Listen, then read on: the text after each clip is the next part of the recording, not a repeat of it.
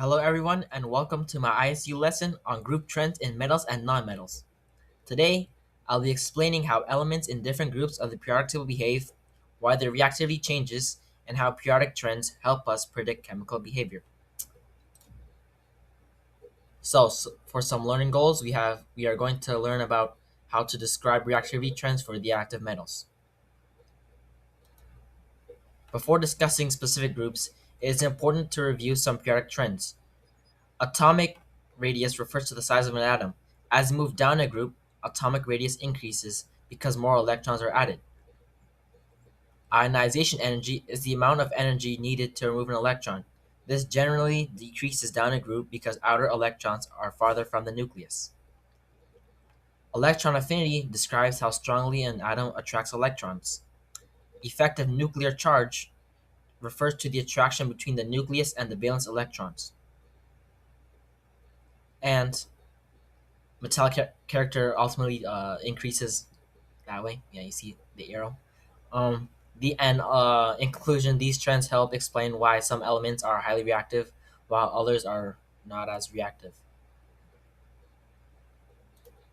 So first we have Group 1A alkali metals. You can see here the red outline in the periodic table. So Group 1A elements are called the alkali metals. These include lithium, sodium, potassium, and others. They are soft, shiny metals with low densities and relatively low melting points. Alkali metals only have one valence electron, which they lose very easily. Because of this, they are extremely reactive. Their reactivity increases as you move down the group because the outer electrons become farther from the nucleus, and which makes it easier to remove. Alkali metals react with many substances. When reacting with hydrogen, they form compounds called hydrides, which, yeah. Um, when reacting with sulfur, they form sulfides, which you can see over here. These reactions occur because alkali metals want to lose their single valence electron in order to achieve a stable electron configuration. One of the most important properties of alkali metals is their reaction with water.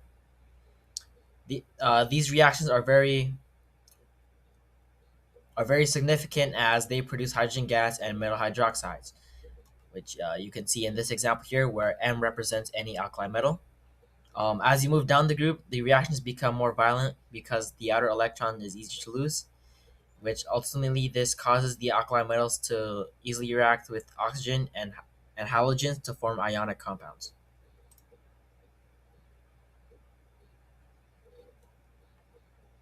When alkali metals react with oxygen, they can form oxides, peroxides, or superoxides, depending on the element involved. Another important characteristic is when they're in flame tests. Each alkali metal produces a unique flame color because electrons absorb energy and release light, which we did in a lab earlier this year. So this slide, the sample questions, shows examples of balanced chemical equations involving potassium. So we can see here that potassium reacts with oxygen, water, and chlorine to form different compounds. And these examples demonstrate how alkali metals form ionic compounds by losing their valence electrons. But before we move on to the next slide, we have to make sure you guys know how to balance and state the like solid, liquid, if it's aqueous, gas, Okay. Here we have a practice question involving lithium reacting with sulfur. And yeah, you guys can try it.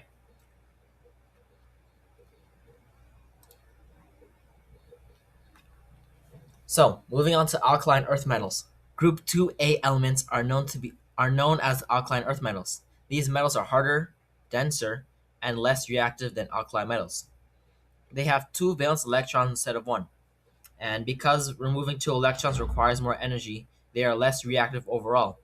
Although, even though their reactivity still increases down the group. However, beryllium does not react with water. Magnesium reacts only with steam, but the other elements below it react with water, which basically you can see here where M represents any alkali earth metal.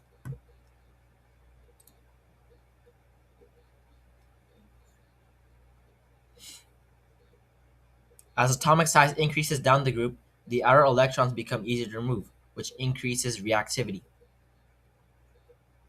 Where you may see here calcium and elements below it react to water. With Okay, so now we're going to talk about hydrogen. Hydrogen is unique because it does not fit perfectly into any one group.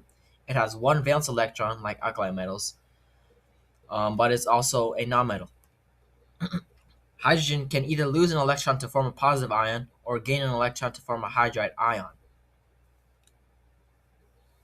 And unlike alkali metals, hydrogen usually forms covalent bonds. Its most common behavior is losing an electron to form H plus. So now we're going to talk about group 6A chalcogens. So group 6A elements are called chalcogens and include oxygen and sulfur. These elements typically gain two electrons to complete their valence shell. Oxygen is highly reactive and essential for, life, and sulfur is less reactive than oxygen. Where oxygen can form three anions and tends to take electrons from other elements through oxidation. So now, group 7A elements are called halogens. They are highly reactive nonmetals because they only need one electron to complete their valence shell. This strong attraction for electrons gives them high electron affinities, which we saw from the previous trends in the second slide of this ISU. Um, and group 8A elements are called noble gases. These elements are extremely stable and unreactive because they already have full valence shells. So we have a class joke, and for Mr. Wilson, why don't noble gases make friends easily? Because they already have a full outer shell and no commitment issues. Funny. Thank you for listening, but I gotta conclude. In conclusion, PR trends help explain the behavior and reactivity of elements. Metals generally become more reactive down the group because their valence electrons are easy to remove, while nonmetals react based on their attraction for electrons. And understanding these trends allow us to predict how elements will behave in chemical reactions. Thank you for listening, guys.